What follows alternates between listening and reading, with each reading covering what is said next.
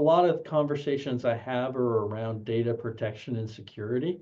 And that's a lot of what we do, right? Is how do we protect the data that the customer has, and how do we make sure that it remains secure and that nobody compromises that data or extracts that data or modifies that data that's on their infrastructure. Hey, good afternoon, Tim. Welcome to the podcast. Hi, Dave. Good to see you. Likewise. So where are you calling in from today? What part of the world are you in? So I'm in Houston, Texas, just north of Houston in the Tomball area, Okay. up in our corporate headquarters for the company. Okay. And now are you a native Houstonian? I am not. I'm not a native Houstonian. I should be probably classified as a native Houstonian because I've been here for about 35 years or more. Okay. But my background is I migrated from Canada the day before my 21st birthday. And Oh, you did? yeah, became a permanent resident here in the United States. And what caused you to want to do that? The economy was pretty bad in Canada at that time. And I was working for a commercial airline that had gone through a severance package. And they released me with my severance package. And I said, maybe I should try another country. Not just another job, but maybe another country. Okay. So when you came to Houston, then did you stay in the airline business?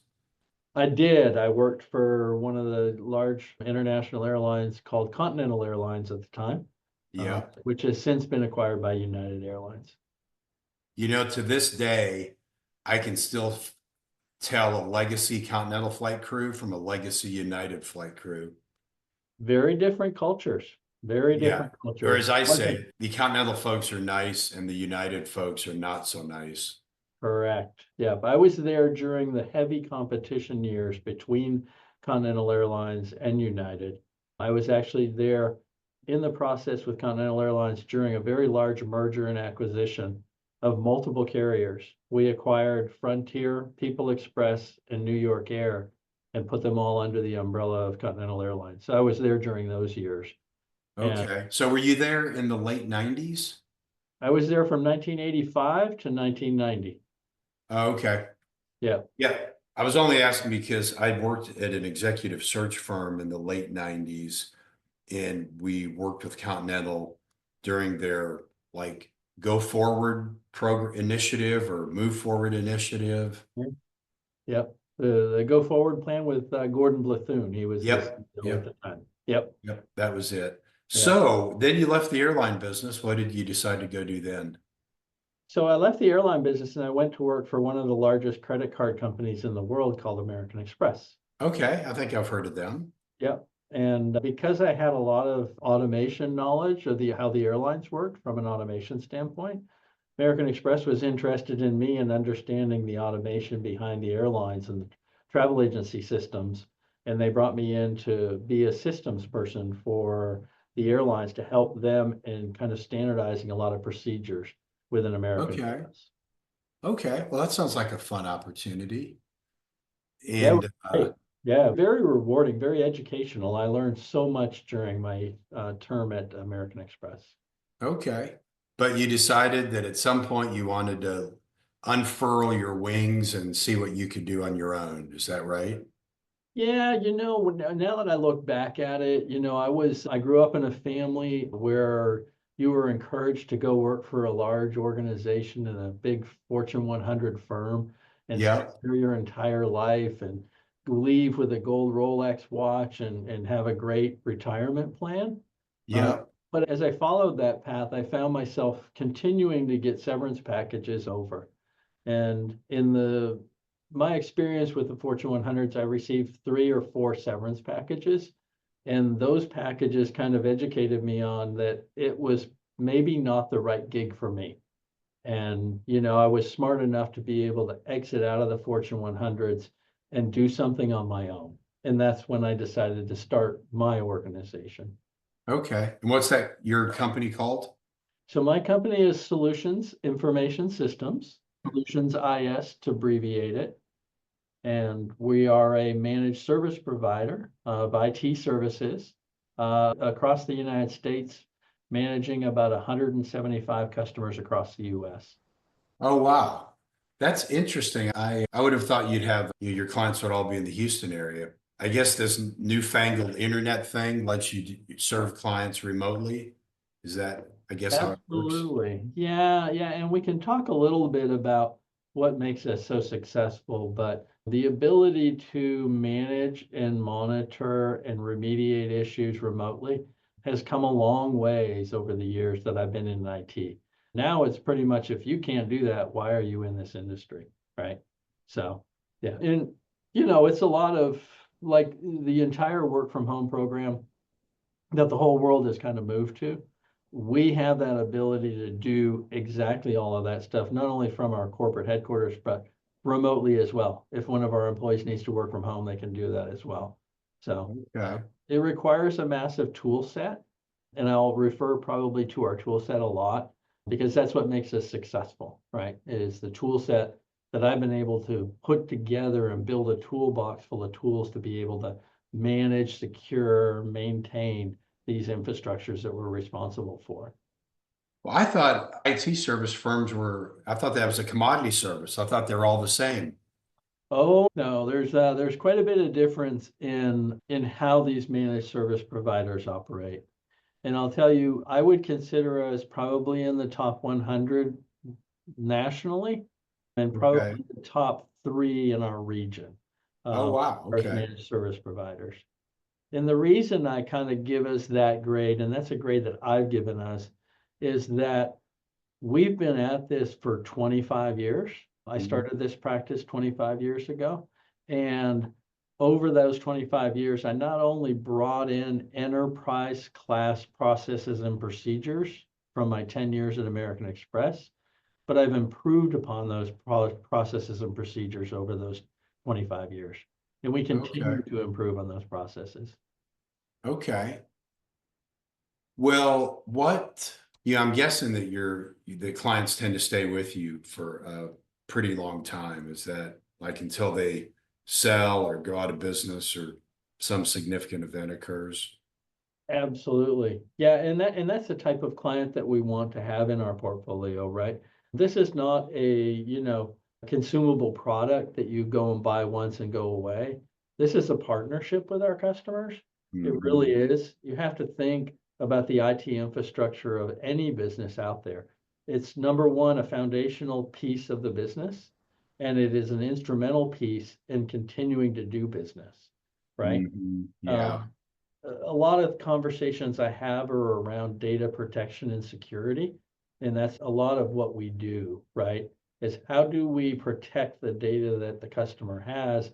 And how do we make sure that it remains secure and that nobody compromises that data or extracts that data or modifies that data that's on their infrastructure? Okay. And I'm guessing you're not trying to be the low cost provider. We are not the low cost provider. I wouldn't say we're the most expensive organization out there, but we are in the higher side. And the reason that we're the higher side is we bring a huge value to an organization. Sure. There is a lot of components within the IT support model that our lower competitors don't provide or don't understand. And those are the weaknesses within an organization that'll cost them considerable damage to an organization if they get exposed, right? Yeah. And I can kind of go through those if you want to cover some of that stuff. Like, let's just give an example of a business Yeah. continuity plan, right? If a company doesn't have a business continuity plan, that should be something that they should have in place and they should have worked with their IT service provider or internal IT team to make sure that they've got a business continuity plan. If they don't, when an event happens, it's a total dumpster fire, right? Because they don't know what to do and they're very disorganized and it takes them an extremely long time to be able to recover if they recover at all. So Mhm. that's one But example. Another example is compliance. There's a lot of compliance that's out there and that compliance is in place for a reason. Compliance is in there because somehow something got compromised and this is a compliance requirement that you now have to be in compliance with. It may be an access control compliance thing. It might be a reporting compliance to a okay. federal agency.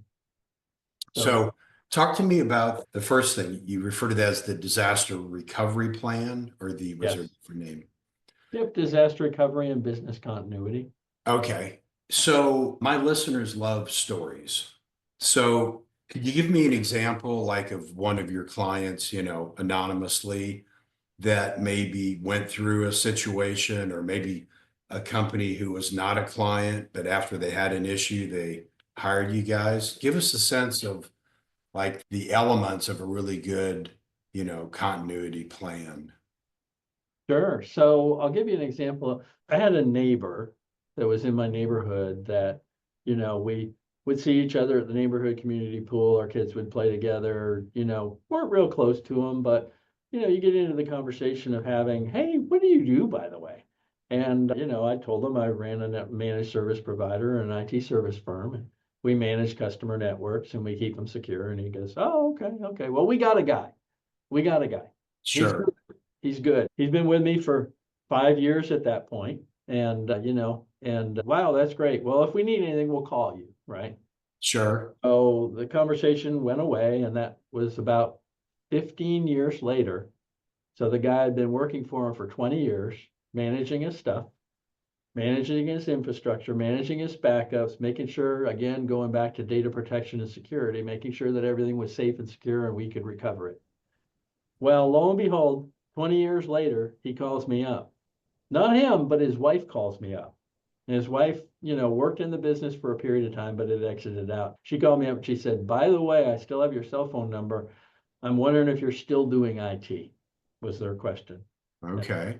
And I returned back and I said, absolutely. I'm still doing IT. What's going on? She goes, well, he was afraid to call you because he's embarrassed. And we Okay. were in a very bad situation. This is a second generation builder supply company, probably doing annual revenue about 10 to $15 million in annual revenue. Okay. I said, okay, what's going on? And she goes, well, we've been ransomed and our data has been held for ransom and we don't know what to do. And our IT guy doesn't know what to do. And he is really stressed out. And so the next step is like, well, I can jump in and I can help you. Let me know if you need my assistance. But these type of scenarios we've worked with before, and we know how to be able to either negotiate with the criminals and negotiate the ransom to a point where you can actually pay it if that's your only option. That's your worst option. But if we can recover your data from some sort of backup, we can go through the recovery process. Kind of summarize it, we spent that particular client was not a client at the time. And so they didn't have any of our backup or recovery procedures in place. They didn't have any kind of policy in place. They didn't have retention policies. They didn't have offsite backups. They had a lot of things that were missing in that internal IT person's procedures. Okay. So what happened is we came in and we immediately got on site and determined that they were using tape backup. And this is like tape backup had expired like a long time ago. They had tape backup, they had ancient equipment. It was really, they obviously had put no money investment into their IT. Okay. The recovery for that client was about a week and a half, and we were able to recover about 90% of their data. So it comes down to what we call RTO, or recovery time objective. The recovery time objective is how long will it take us to recover your network based on our backup and recovery procedures. That particular customer, we were able to get back up. Like I said, it was an extended period of time that they were out and they weren't able to do stuff. They were writing sales orders on paper and, going back to a paper process so they could Okay. continue their business. But we did get them back up and operational. We got them recovered and they became a customer. And today we run very successful trials of the recovery system, as well as continue to make sure that their data is protected and secure. Did they end up paying the ransom? They did not. They refused. Because you got them close enough to 100%. We got them close enough where they had physical paper backup of, the information that they were able to put back into the system. Okay. Now help me understand the other end of that spectrum with somebody who was a current client that something like that happened to, And what was the difference as far as how long it took before you had them up and running? Well, our current clients, knock on wood, have not experienced that. Because They're- they've got a tighter Right, IT infrastructure. right. We've got the security and controls, and again, going back to the tool set to detect and have early detection of these type of events before they happen. So we Okay, have a security operations center that is constantly monitoring the security of the networks and the access to the networks, and they look for anything that's kind of out of order. When something's okay, out of order, then we identify it. We either isolate that system or we investigate it further and see, is this a normal procedure that should be going or not a normal procedure? And a lot of okay, this stuff is becoming part of AI now. Part of the AI capabilities is to be able to identify those things very early and stop them before they get any further into the network. So prevention is obviously a whole lot better than remediation, right? And that's what companies hire us to do, is to prevent anything like that, a catastrophic event, from happening. And okay. Well, what about something that's more like a hurricane hits and wipes out their building? I assume you've had some kind of like natural disaster kind of thing where you've had to enact the absolutely. continuity plan. Yep, absolutely. So hurricanes here in the Gulf Coast of Texas, with the Gulf Coast of Texas being in a hurricane zone, we've had customers that their facilities have gone underwater. So one particular customer was on the south side of Houston, and their facility went about 5 feet underwater. They, interestingly enough, had the server on a brick, thinking it was high enough. Well, it wasn't quite high enough. It was a foot off the ground, but it needed to be 5 feet off the ground. So that server went underwater, and it was on when it went underwater. So it shorted out a lot of the components on the server, in which case, they were like, we don't know what to do. In that scenario, we actually brought the hardware to our facility and we found out what component had failed, and we replaced that component on the system, and we're able to recover that system. Oh, wow. Okay. Yeah. That's what we always want to do, is we want to try to use local recovery as much as possible in the Just because environment. of bandwidth or?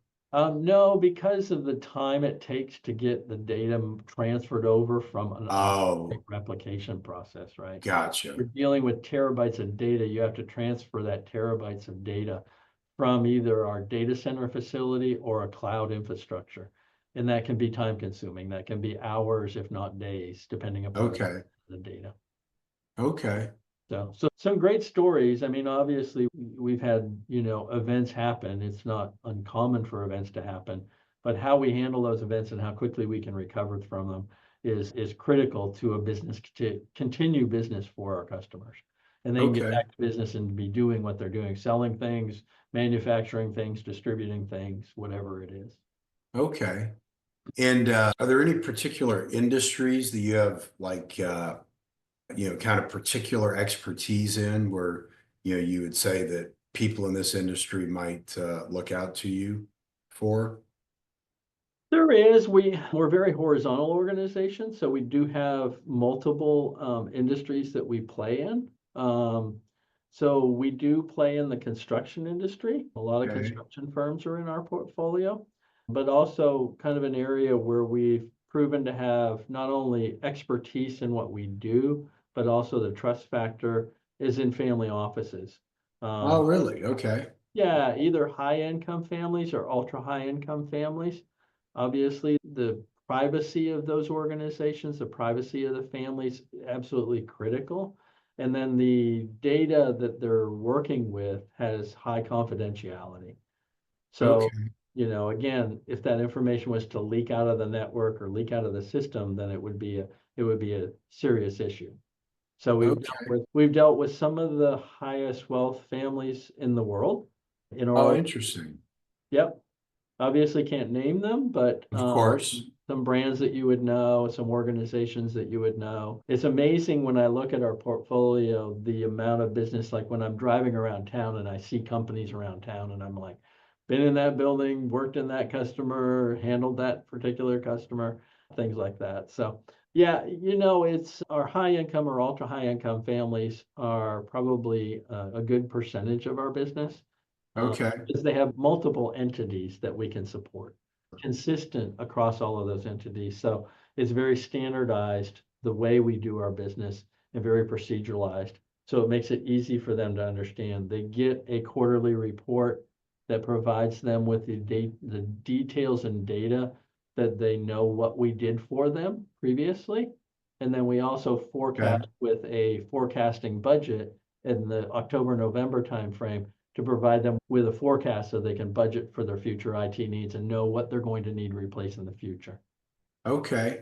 So was this just a case you happened to stumble across, one of these family offices, and then, they run in the same circles and word just got around that you guys were the go-to folks?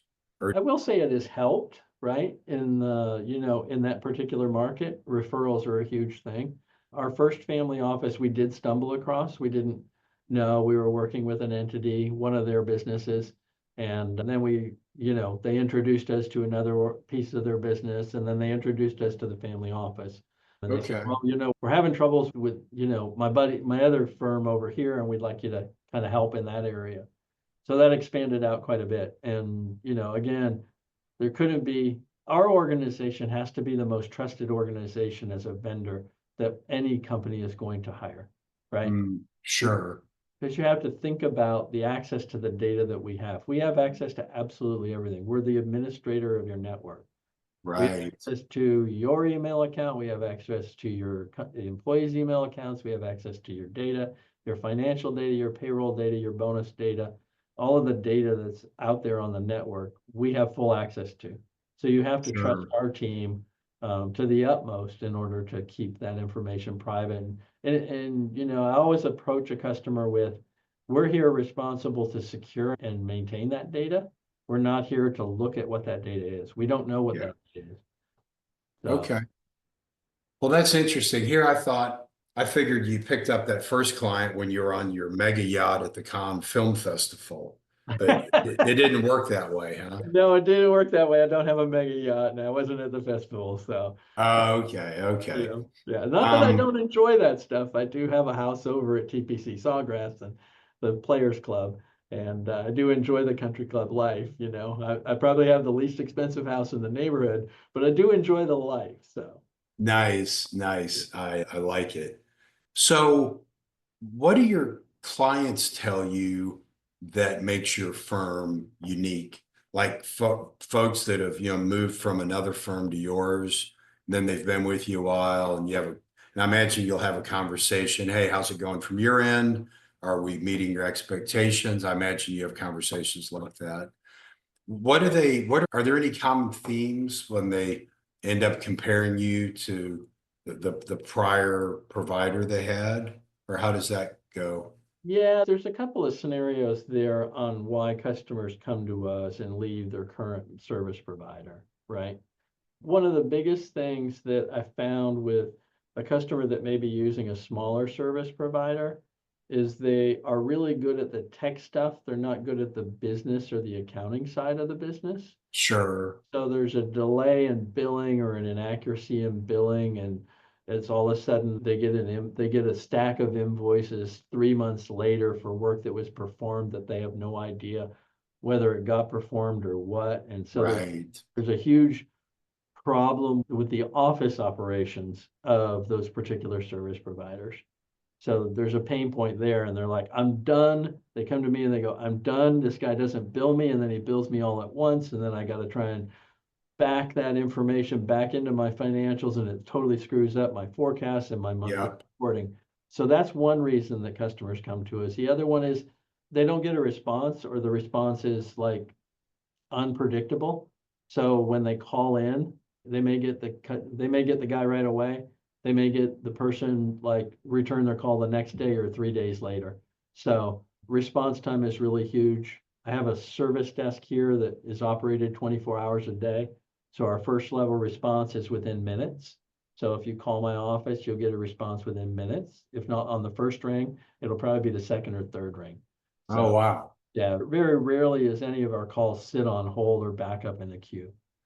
So that's one way that customers come to us. The other way that customers come to us is that we have acquired 8 other companies in the past 25 years. Oh, We wow. Yeah, we completed our last acquisition in 2024. And we've gone out and found other service providers that may be struggling. They may not have the right business acumen to be able to run the business. So they're either marginally making money or they're losing money because they don't have the standard operating procedures that we have in place and the true business acumen to be able to run the service as a company. They've got customers, they're doing the work, they're getting paid, but they're not profitable. So Gotcha. so we end up with firms like that that have come in through acquisitions. So Yeah, that I can see that. And that's probably where your American Express background was helpful, right? Because you've had exposure to, enterprise grade operations, billing, HR, right? To where, because American yes, Express strikes me as just a well-run, well-oiled machine. absolutely.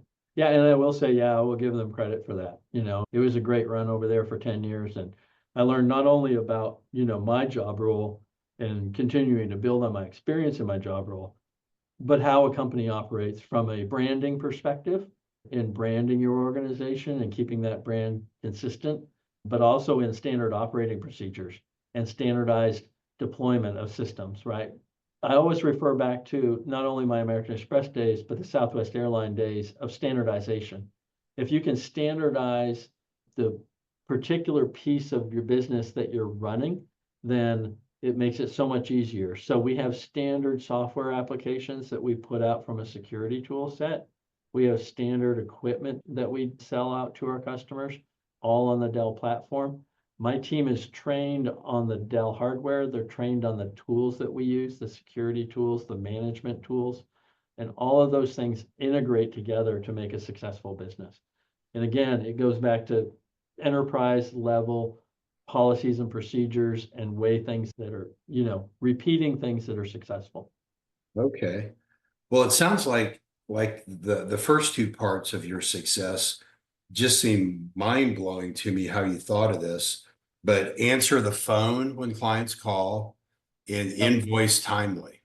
Wow. I mean, Two that's really quite good reasons, that, right? that's quite a I mean, I can't believe, to be honest, that you shared that secret sauce with me. I mean, my goodness. I mean, that's if you're not careful, there'll be other companies will start answering the phone and invoicing timely with that, Oh, well, inside knowledge. yeah, I hope that we can improve the rest of the service providers out there, right? Sure. Competition is good. I like competition.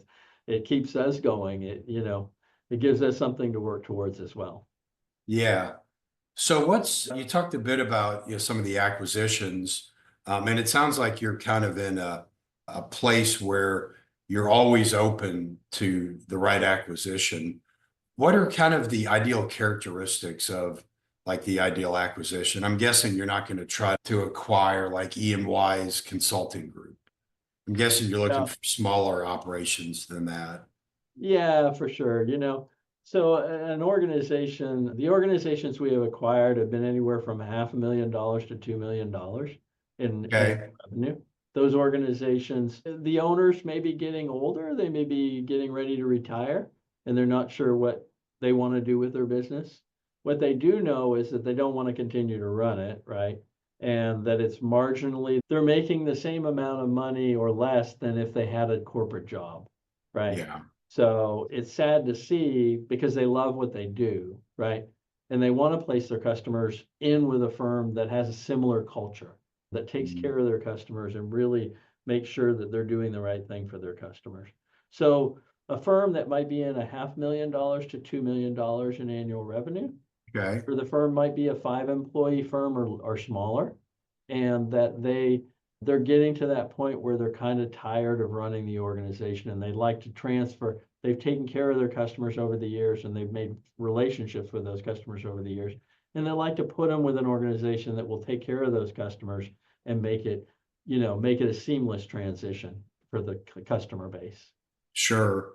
And I bet these sellers would probably be shocked if they were able to come in and look at the finances of their business like 2 years after you've acquired it, They right? have Because I'm guessing, historically, yes. I will tell you in probably at least half of those transactions that we've done, in the either 12-month or 24-month payout period, they've made more money in that 12-month or 24-month period than they've made in the last 3 to 4 years. Oh, because that earnout ends up being a function of how much you bill over those 12 to 24 Correct. months, and you dramatically increase the revenues, so Yep, they're automatically getting participation in that. absolutely. If they'd known that, they would have sold to you 20 years earlier. They just went to work for you, had their payout, and then just become an employee, and they Right, would have come out way ahead. exactly. Yeah, yeah. And Now, what do you, it's really good to see that. I mean, that's one of the things that my competitors don't do. They try to come in and offer this ridiculous number for a business. And then the earnout, they beat them up on the earnout and they yeah, don't end up with anything. They end up with an initial payment and then maybe they'll get an earnout, maybe they won't get an earnout, but they're going to tell them how horrible their organization was and how bad the customer base was and how it's not right. profitable. And, it's just not how I do business. Yeah, and having done, did you say 8 acquisitions? Correct. Yeah, I'm guessing you've done enough now that now you have the ability, the same way that I understand, when Berkshire Hathaway acquires a company, they can say to them, hey, here's some names of other companies we've acquired, give them a call, ask them what the experience was like. Did we do what we said we were going to do? Was it a worthwhile process? I'm guessing you're probably at that same point now. You've got enough success stories that you can point to those as another differentiator, right? Yeah, absolutely. Absolutely. We're not at the a Berkshire Hathaway point, but we got a couple under our belt and a couple of examples that we can refer back to and have some validation around our acquisition process. Yeah, because I'm just playing through some hypothetical numbers, like, if a company had, say, and you don't have to confirm these, but say a company was doing 500,000 of revenue, the profit is, say, 50 grand, and you buy them. And it wouldn't surprise me if, like, 2 years later, that revenue number doubled and the profitability number like quintupled probably. And or you just, dramatic increase just because, I mean, quite frankly, you just have a better run business model than what they had. You're able to plug them in. And Yeah, so, that's absolutely our goal. That's yeah. And so your win that's isn't that's so a scenario much. we like to see play out, right? Yeah, and so your win isn't like other folks where you promise the moon and then you figure out all of these ways to not pay them. It sounds like your process is just like, hey, because in your mind, being a strategic buyer, that business is worth way more to you, 2 years later, once you've done your magic to it, that business is worth way more. And so you're okay paying them on an earn out on a growing revenue number that maybe they didn't even contribute to. Because at the end, I mean, like on the front end, you might pay, say, 1 times revenue, let's say, just to pull a number out. But by the time you get to the end of it, if the business is doubled and the profitability is quadrupled, you really ended up paying only 1/3 or 1/2 revenue.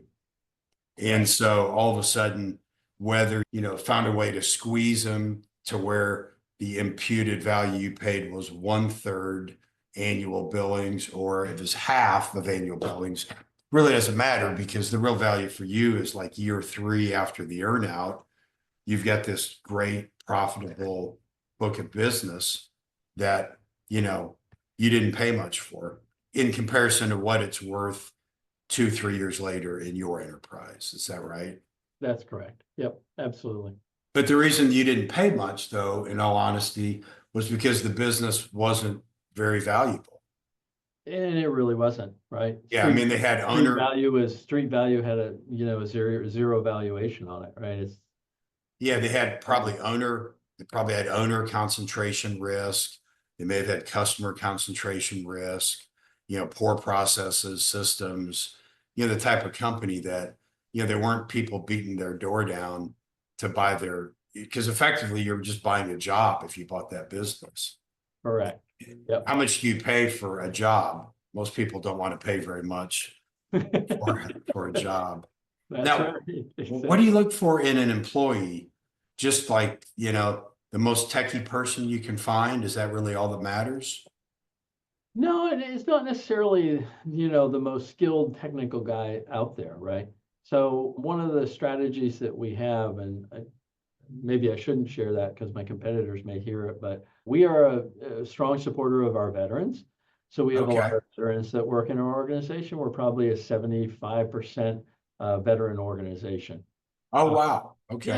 yeah, and we enjoy that. They come to us with technical skills and abilities, but we build upon those. We really do, right? And we develop those particular individuals to be much better at what they do.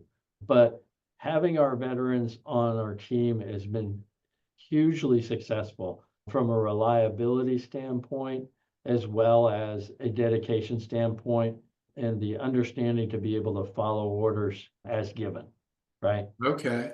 So that's how we've been able to do that. And our retention rate is extremely high. I would say that our culture is very good.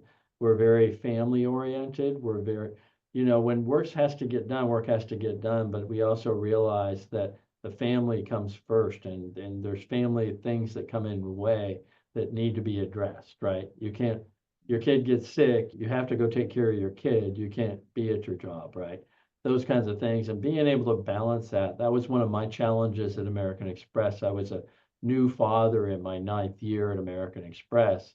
And I realized that even though it was written in the book and preached on the values of the company, when it came time to actually exercise that, it wasn't as flexible as I had hoped. And so Sure. I was like, this is another reason I kind of need to get out is I need to raise my daughter, and I need to, and I plan to have other children. So Okay. family values and longevity of employees, it makes a huge difference. You have to think about if you have an IT guy in your organization and they're only there for a year or 2 years, they've gained a little bit of knowledge about your business and how it operates and what computer systems are, what systems and software you're using in your business. They gain intellectual knowledge, right? That walks out the door when that employee leaves or you release that employee. With our Yeah. organization, with maintaining our staffing, I've got people on my team that have been with us 15 plus years, and they have a history of our customers that is like, you can't buy that, right? Sure. You've got that knowledge of that network of when it was built. Like, we've built some of these companies. So we know it from day one and what we've done to different applications and how we've modified them over the years. So just having that knowledge be maintained with your service provider is huge. So, and we can go back and look at, oh, here's a ticket from 15 years ago that I worked, that I resolved this issue. Wow. And how do you know, because it sounds like the company's been growing both organically and through acquisition. How do you Yeah. know when it's time to hire? Do you wait till like people are working 100 hours a week and complaining and quitting? Is that Not kind of the showing up point? and getting sick and yeah. Yeah, is that the point you say, oh, geez, we probably should get somebody hired and we should probably hire in a hurry the first person we come across? Is that your growth strategy for your people or? No, definitely not. Definitely not. So we have a lot of KPIs in the business that we can measure the performance of our organization, and mainly that's around resource utilization. Okay, So we have a lot of tools in our toolbox that give us an indication of when an employee is overloaded or when they have too much on their plate. So okay, we can shuffle that within the business and be able to see who's got the workload and who doesn't have the workload, be able to move things around within the organization. But then we can also look at our utilization levels and, number one, make sure that we're profitable with those utilization levels, but also staff appropriately to those utilization levels and know when it's time, right? It's like, okay, we acquired a company with five big customers and we didn't get any employees with it. Do we have the bandwidth or do we need to increase our staffing? So we really have a gotcha. lot of KPIs around measuring that to make sure that we don't stress our existing resources and we balance it out, that our people are profitable, but they're not overworked. Yeah, no, that makes sense. And then how do your new employees come to you? Is it referrals from other employees mostly or? No, we do have, I sit on the board for one of the technical colleges. Okay, And I use that technical college as our, more or less recruiting platform. We find the best of the students the kids that are shining, they're showing up on time for their classes, they're interested in developing their skills, and they're really, the top students in the in the tracks, right? Okay. Yeah, and then we recruit them out of there. We recruit them in at our first level, our entry level on our service desk team, and we build them up in our organization over a period of time. So lots of Okay. opportunity for them to grow once they come into our organization. Yeah, that sounds like a great way to bring new folks on. You can train them the way you want trained with your processes and systems. And then keep them, right? Keep them. Yeah. You can give them a growth path and keep them so that they can get better at what they do, get a higher compensation, be successful in life.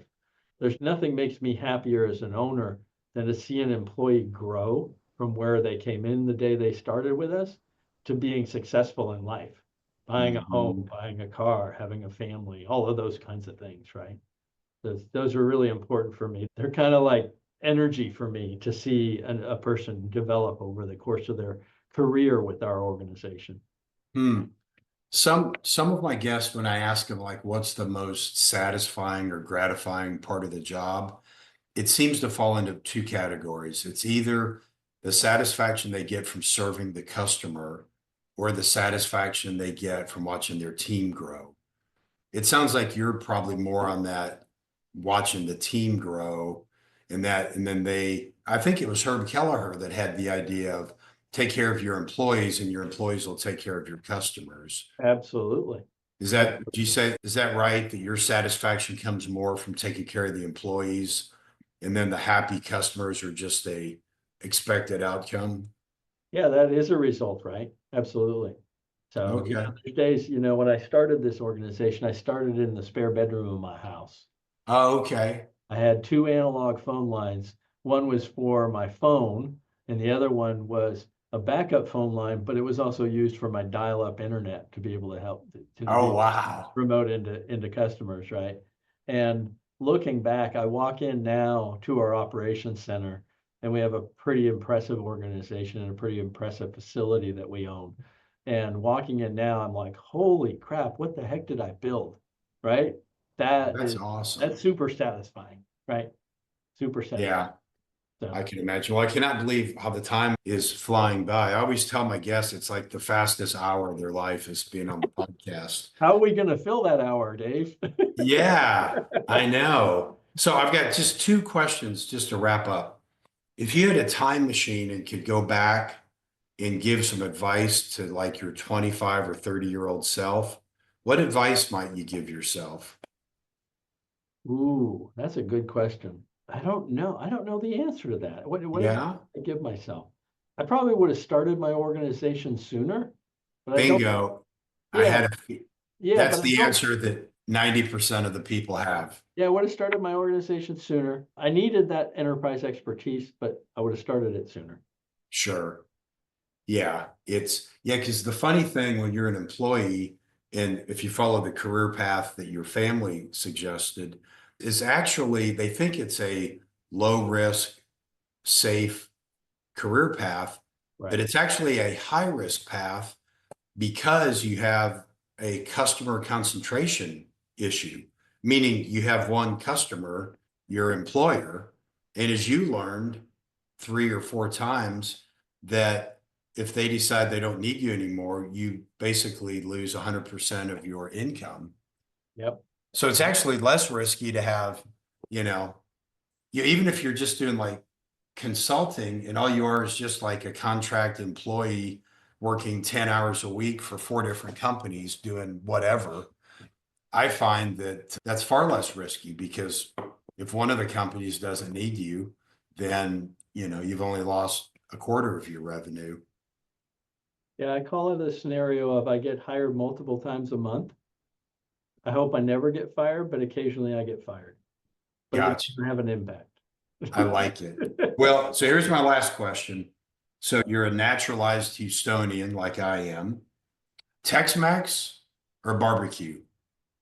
Ooh, I like both really well, but the Yeah. Tex-Mex thing, if I don't have Mexican at least once a week, I'm going through withdrawals. Okay. So Tex-Mex. Yeah. Now, one person answered that question. I borrowed this from somebody else. One person answered it, and they told me about a Mexican restaurant that has great brisket, and they make like brisket enchiladas and brisket tacos and brisket quesadillas. And he said that was like the best of both worlds there. And I thought, boy, that sounds like it. Yeah, there's nothing better than a brisket taco for sure. That is I make awesome. some of those myself. That is great. Well, hey, as we wrap up, is there anything I did not ask you that you wish I had, Tim? No, I'd like to close by saying I shared with my team today, and I'm always trying to come up with something that I share with my team every day.